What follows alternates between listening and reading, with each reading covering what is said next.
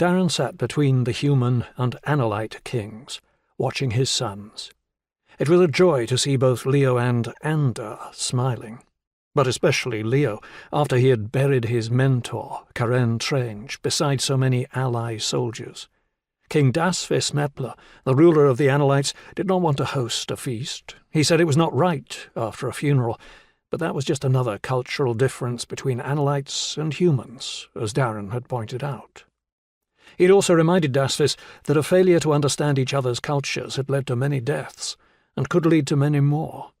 However, the greed of Jarl Marx and Prince Gaval had been underestimated by everyone, not just Analytes.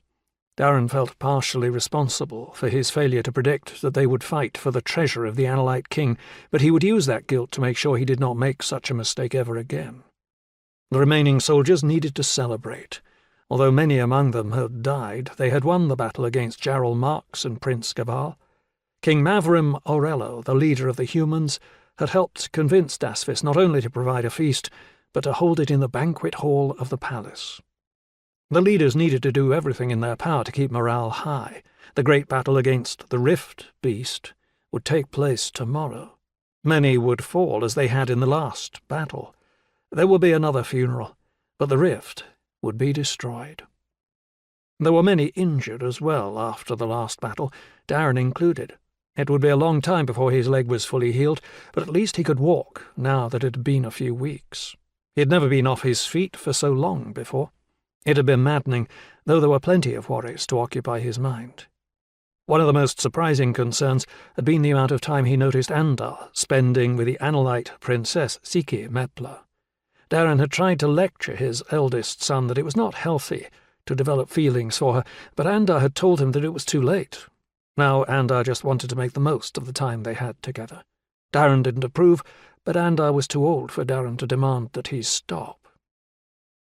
Darren tried to forget his worries as he watched his boys at the long table nearby. The celebration was far too loud for him to make out any conversation, but he could see that Andar seemed to be doing most of the talking. Siki had left her seat beside her brother at the royal table to sit at Andar's side. She and Andar were quite flirtatious toward each other in plain sight, Darren had noticed with growing concern. Through their quips and laughs, there was a look shared between them that Darren was certain Siki's father had noticed as well. This was the reason for his concern. Darren's younger son Leo sat on Andar's other side, with Raigan Nexi next to him. From the smiles upon their lips, they seemed to be enjoying the feast as well as everyone else.